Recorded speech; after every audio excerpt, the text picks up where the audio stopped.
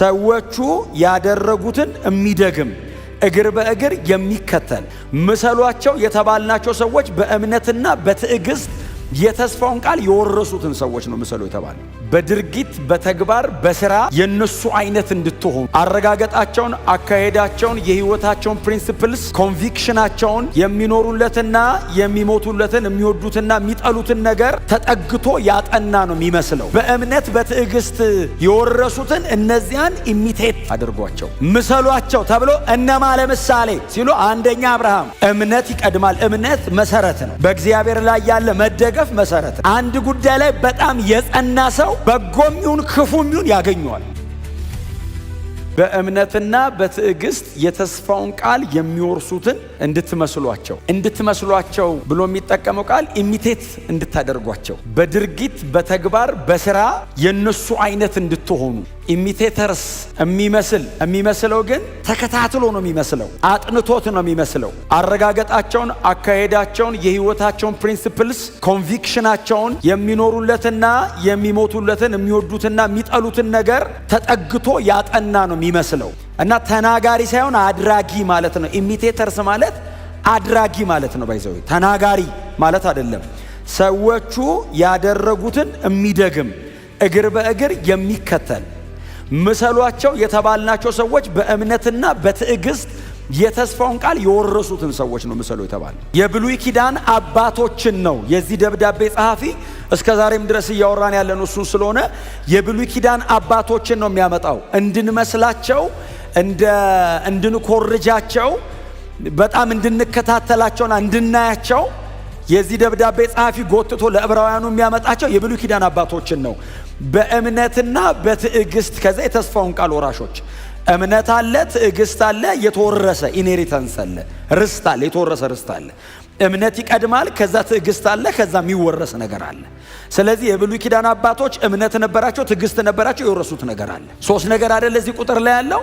እምነት ይቀድማል፣ ከዛ አንድ ጉዳይ ላይ በጣም የጸና ሰው ትዕግስት ፐርሰቨራንስ ይቀጥላል፣ ከዛ ደግሞ ኢንሄሪታንስ አለ። ስለዚህ እነዚህ ሶስት ነገሮች የሚነጣጠሉ አይደሉም፣ ቦታ የሚቀያየሩም አይደሉም። እምነት ይቀድማል። እምነት መሰረት ነው። በእግዚአብሔር ላይ ያለ መደገፍ መሰረት ነው። የዚህ ደብዳቤ ተደራሲያን በተወሰነ መንገድ ከእምነት ጎደል እያሉበት ነው። ምዕራፍ 4ን በጣም ብዙ ስላየ ነው።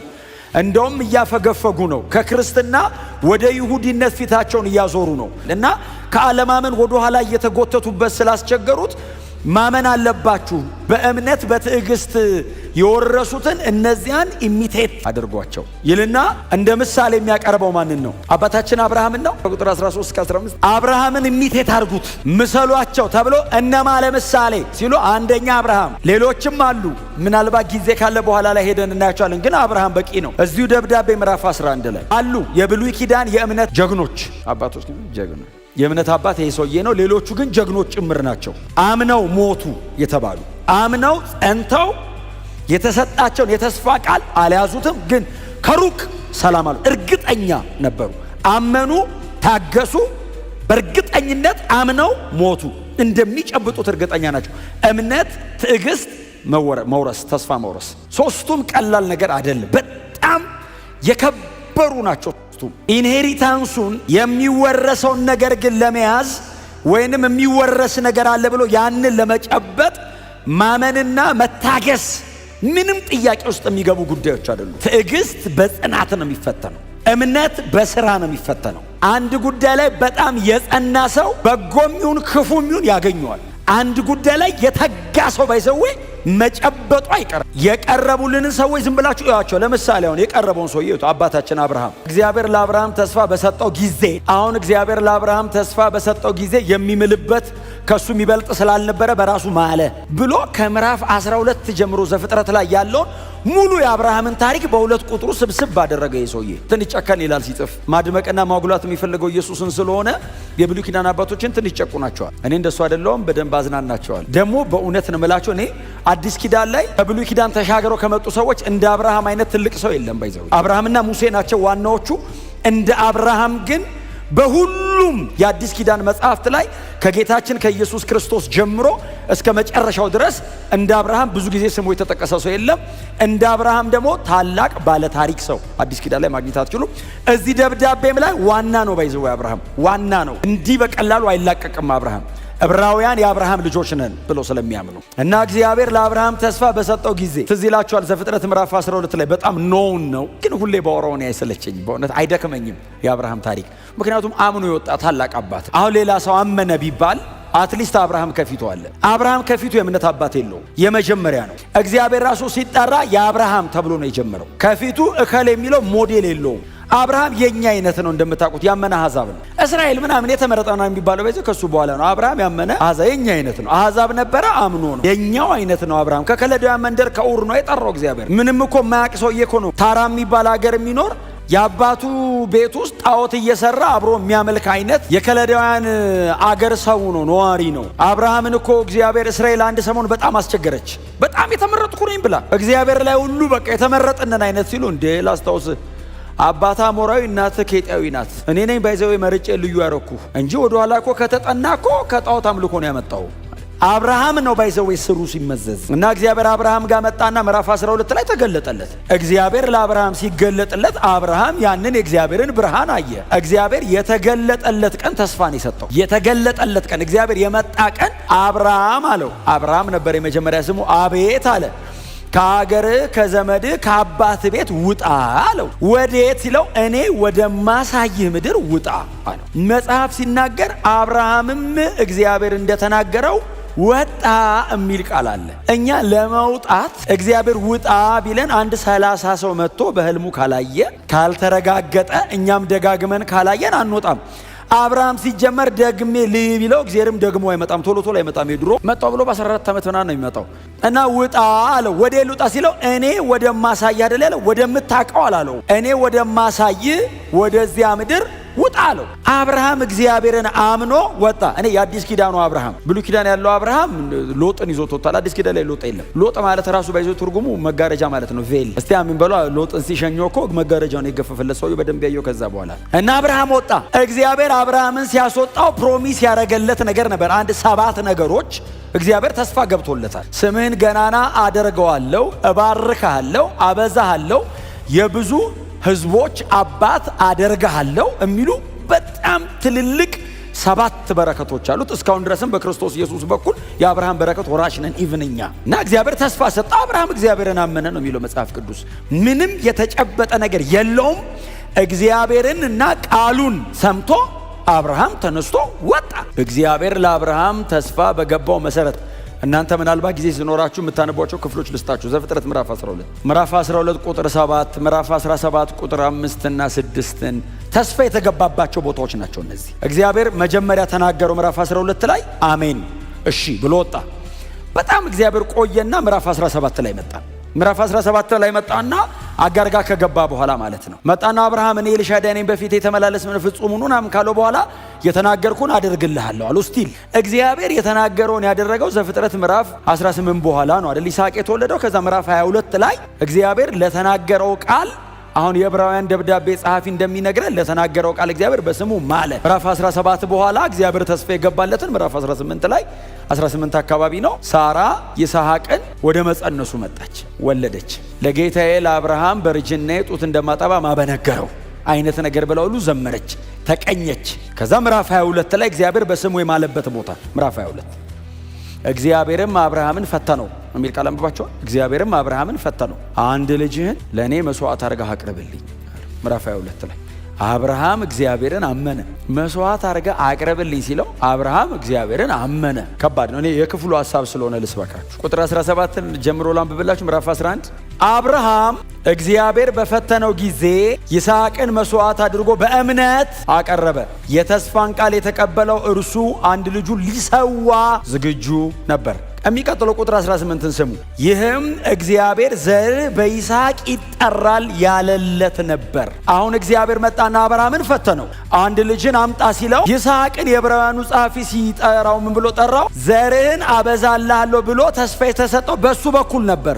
አብርሃም አንድ ልጅ ሰጠውና እግዚአብሔር ዘርህን እንደ ምድር አሸዋ አደርግልሃለሁ ብሎ ቃል የገባው በሱ በኩል ነው። ይህንን ልጅ ነው አምጣና ሰዋ ያለ እና የዕብራውያኑ ጸሐፊ አንድ ልጅን ሰዋ ሲለው በእምነት አቀረበ ብቻ አይደለም የሚለው ዘር ይበዛል የተባለለትን ያንን ያቀረበው። አሁን ይህንን ልጅ ካረደ፣ ይህንን ልጅ ከሰዋ፣ ይህንን ልጅ የሚቃጠል መስዋዕት አድርጎ ካቀረበ በምን በኩል ነው የሚበዛው? ዘሩ ኦልሬዲ እኮ አለቀ። አብርሃም ግን ሞር አድቫንስ እግዚአብሔርን አመነ። አሁን ምንም በሌለበት በእኔ 100 ዓመት በሳራ 90 ዓመት የተሰጠን ይሄ ልጅ። አዎ ይህንን ልጅ ነው እግዚአብሔር የምድር ህዝቦች አደርገዋለሁ ያለኝ። አዎ አያሌ ህዝብ የሚወጣው ኔሽንስ የሚወጣው ከዚህ ልጅ ነው። አዎ መሲያኒክ ነው ይሄ ልጅ ላይኑ። አዎ ይህንኑ ልጅ ነው አምጣና ረድ ያለኝ። አዎ ለዚህም አምነዋለሁ። ለይሰጠኛል አምኜዋለሁ፣ ለመስዋዕት አደርገዋለሁና ይነሳልን ደግሞ አምናለሁ። ለዛ ነው እዚሁ ክፍል ላይ የሚቀጥለው ቁጥር ላይ ይስሐቅን አቀረበ ብሎ ከሞት የመነሳት ምሳሌ አርጎ ተቀበለው የሚል ቃል በልጅናው 114 ዓመቱ መሰለኝ ልጁ 14 ዓመት ልጅ ነው። አሰባችሁታል? አብረው እየሄዱ አህዮች በአህዮች ጭኖ በባሪያዎች አድርጎ እንጨት ይዞ መጥቶ ተራራው ጋር እግዚአብሔር ያመለከተው ተራራ ጋር ሲደርስ አህዮቹና ባሪያዎቹ ነው አይደል እናንተ በዚህ ቆዩኝ ያለው። እናንተ በዚህ ቆዩኝ እኔና ልጄ ሰግደንና ሰውተን ነው የሚለው። ባይዘወይ ኢንተርቼንጀብል ቃላቶች አሉ። ሰግደን እንመጣለን፣ ቀጥሎስ ሰውተን እንመጣለን። አሁን ባሮቹ አብርሃም ጌታቸው ስለሆነ መጠየቅ መብት ብዙ ስለሌላቸው እንጂ ሰውተን እንመጣለን። ምንድነው የምትሰውት? አብርሃም ማን ሊሰዋ ነው? ሄጄ መስዋዕት የማደርገው ይሄንን ልጅ ነው። አብሬ የምመለሰውም ግን ከዚህ ልጅ ጋር ነው። ሰውተን እንመጣለን አለ። ከማን ጋር ነው የመጣው? ከዚሁ ልጅ ጋር። ማን ነው የሚሰዋው? ይሄው ልጅ። እምነት ይሄ ነው። እምሰዋው ይሄንን ልጅ ነው። አዎ ሰውተን አብረን እንመለሳለን። ከሞት ይነሳል። እግዚአብሔር የሞተ ያስነሳል ብሎ አመነ።